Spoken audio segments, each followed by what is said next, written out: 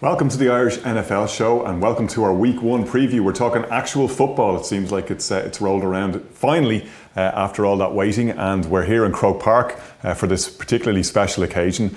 Site of the only NFL game on Irish soil to date, of course, in 1997 when the Pittsburgh Steelers played the Chicago Bears, and we're hoping to have the Pittsburgh Steelers back very soon because they'll be hosting their first ever Irish watch party here in Croke Park on the 19th of November at 6 o'clock for the Steelers taking on the Browns in that key divisional rivalry, divisional game there coming up on 19th of November. We'll all be here. Hopefully you will be too. It's crokepark.ie/Steelers if you're looking for tickets for that. They're €20 and we believe they're going pretty quickly, so you want to get on that one fairly quickly.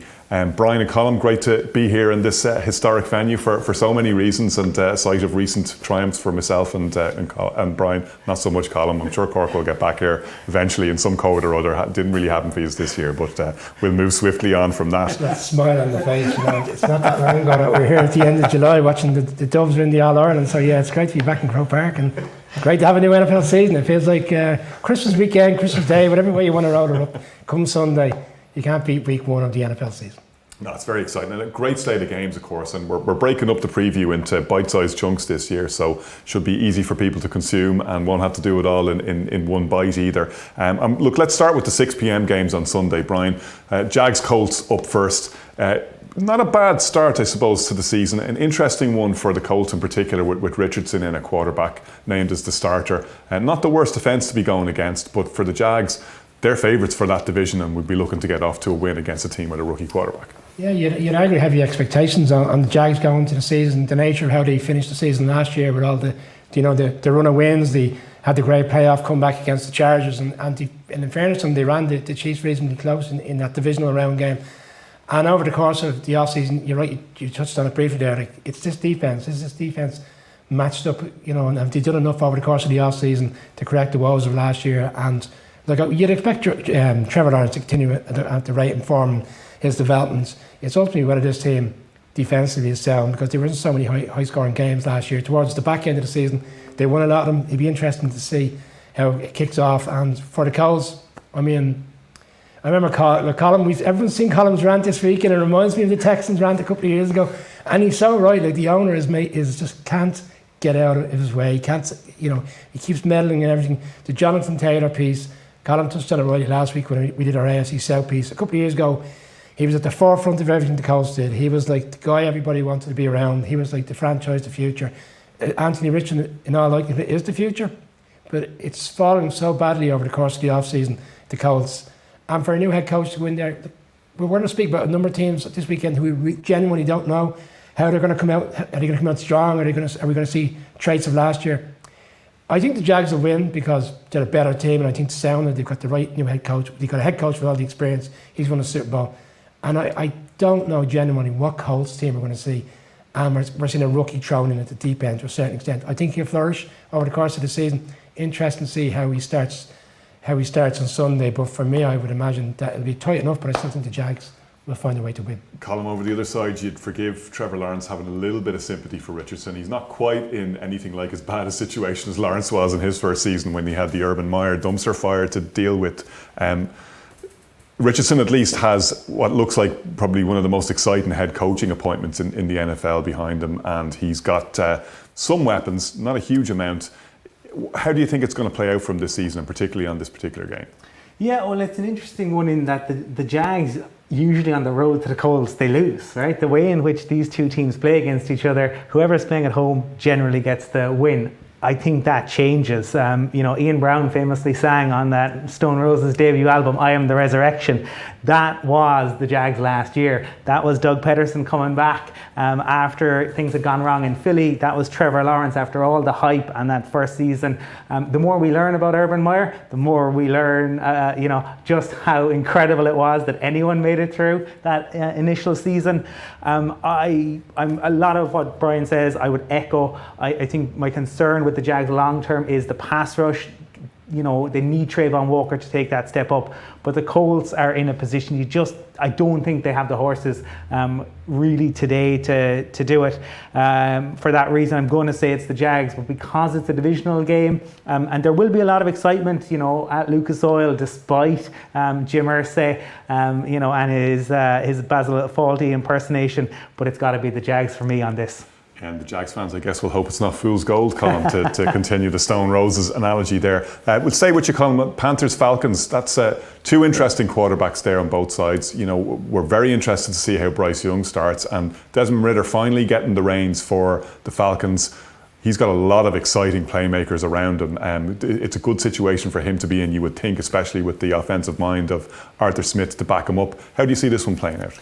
Yeah, look, Jurgen Klopp famously talked about heavy metal music, and that is what we wanted his football team to play. This is how the Falcons are going to play. And I was trying to think, who are the loud bands that you think of, and probably Motorhead and Lemmy are what come to mind for me. That's who I think this Falcons team are going to be. They're going to be loud, they're going to be in your face, they're going to run the ball on you, they're going to bully you, they're going to bully you on offense, they're going to bully you on defense. And they're going to be very difficult to stop. I sent Brian a stat during the week around, the number 1 overall pick when they start. And I think, Brian, what was it? Was it 1-13 or was it 0-13? One win in 20 years, 14 first-round picks. David Carey in the last to win. So that to me tells you what they're going up against, going in against the Falcons. To me, I have the Falcons winning this one.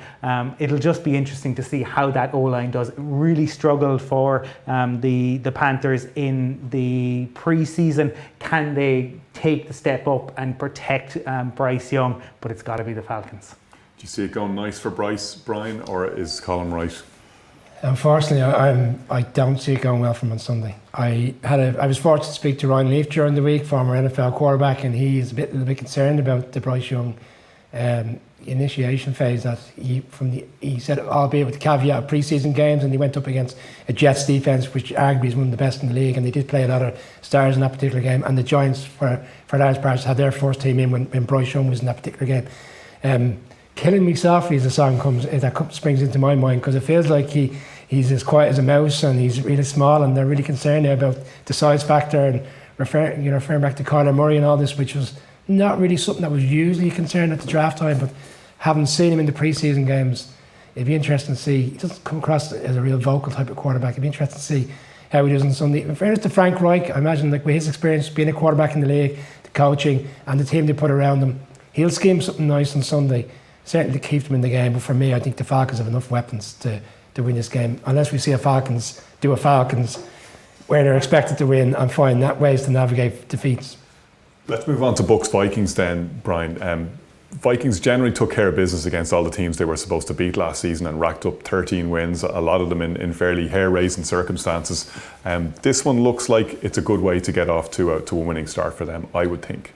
I would agree, but then you have the Vikings doing Vikings things and allow teams to jump ahead early and get into a 2-score lead, and they find ways to pull it back in the second half, which is what we saw for large parts of last season. Lions at home, the Bears at home, various different road games. The Jets had the opportunity to beat them. Giants nearly beat them on Christmas Day. That was last season. The reality is we're 12 months on with Kevin O'Connell as head coach. Brian Flores has come in. We had that interview with Harrison Smith, really kind of seems to be enjoying and embracing this new opportunity with Brian Flores there. The whole defence as a unit is, I think we'll see a stronger defensive unit from the Vikings this year. I don't think we're going to see the nature of the games that we saw last year, the topsy-turvy 28-24 type of games. I think they'll win this game on Sunday.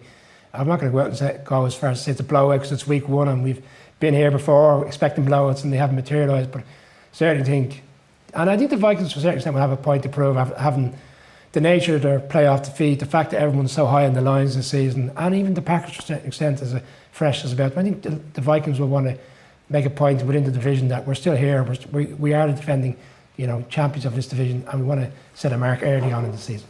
The Bucs column have Baker Mayfield under centre. The Baker Mayfield experience tends to end a certain way, but it also can start a certain way, and it'd be just the kind of game you'd think that he'd be licking his chops at, thinking, I can show people here.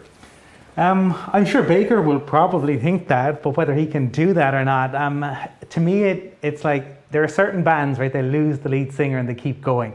And sometimes it works out. You think Joy Division, New Order, right? But other times, say In Excess, who held auditions and made it a kind of a reality show to replace Michael Hutchence.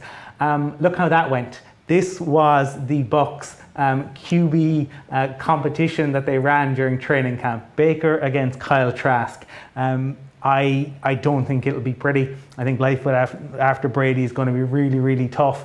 And I think, to build on what Brian was saying about the Vikings, I think this could be a better Vikings team than last year, but who could win fewer games. Because so many games last year, they got the rub of the green. They probably won't get that to the same extent this year. But I think the pieces that they lost during the offseason weren't fundamental pieces. The question is, what Kirk do you get? Good Kirk, bad Kirk? I think you'll have good enough Kirk to win this game. It's the Vikings for me. And I think the Bucs could be looking at a clear out again. I talked about the Bucs' decade of decay prior to Tom Brady. Well, potentially that could be the case, unless they're drafting high, because we know that a lot of good QBs in next year's draft. Well, you talked about good enough Kirk. We still haven't really seen good enough Deshaun Watson in Cleveland, and a lot of pressure on him because he's paid that guaranteed money, of course, to deliver now. Does he start doing that against the Bengals? The Browns have had a pretty good record against Burrow and the Bengals over recent seasons. Do you think they're going to chalk up a win there? For me, I suppose, I really think the Browns will struggle, right? Because Deshaun Watson, it's 3 years since we saw him play well, okay? There was the missed season completely, and last year he was terrible. He wasn't just, it was worse last year than just, struggling to get back in. Like quarterbacking, if you miss time, we've seen quarterbacks miss a season and a half through injury and come back in, and they don't look like they no longer know how to ride the bike. Like, there was something fundamentally wrong last year.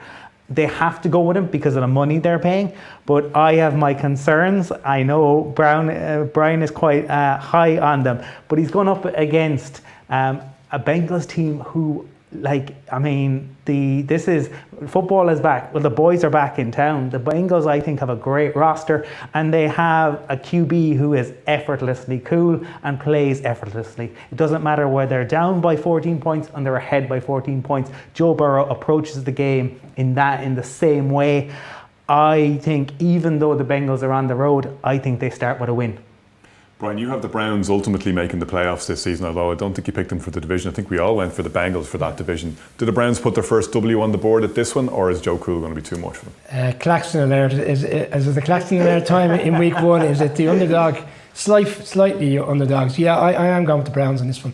If the Joe Burrow injury was a different quarterback outside maybe Mahomes and one or two or Josh Allen in this pre-season or the training camps, this would have been a bigger storyline for me around the NFL.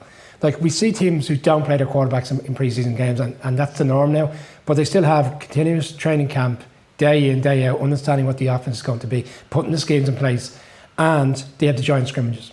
Joe Burrow has done none of that since that injury. That injury took place the week, I think it was like early August, and he's done nothing. He's practiced this week, and maybe because he's so Joe Cool and it's Joe Burrow, he can rock up, and like players have done in the past, and have a great week one. And maybe we overthink it. Colum obviously refers back to COVID. Brady had little off season, like every team. He still found a way with a brand new team, new offense to go and win a Super Bowl. But for large parts of that season, they were non-existent. They came late in the season. I've been sold on the Browns, not because of Deshaun Watson, because of the defense. Nice acquisitions, 3 or 4 good players in, strong secondary. I like Jim Schwartz. I like the nature of it, how he puts his defenses together. I think we'll see that on Sunday. And I do think Deshaun Watson is due a bounce back. I think, I was fortunate to have a Browns beat writer recently, and they've seen positive stuff in the camps. All the players seem to be buying into what they're doing. So I'll go with the upset, and I don't think it's that much of an upset. It's week one, it's a divisional game, and the Browns beat them last year. They've had the number quite a few times. Beat them in Monday Night Football last year in the dog pound. Browns for me on Sunday, first upset of the season. Yeah, look, I have Bengals as my Super Bowl pick. I have Joe Burrow as my MVP pick, but I'm nervous about this one. Like, I think from a Bengals point of view, you would love to go into the dog pound and stick one on them. I don't think the Bengals will be any way fearful of that. In this division, which, as we know, to quote the Logan Roy quote from Succession, is going to be a fight for a knife in the mud. All of those games are going to be bloody, but I think it's on a knife edge. I think the Browns could do them. I'll be slightly worried about it. Anyway, that's the first half of our preview of the 6 o'clock games. We're breaking down all of the Week 1 slate across 4 different shows this week. Check them all out.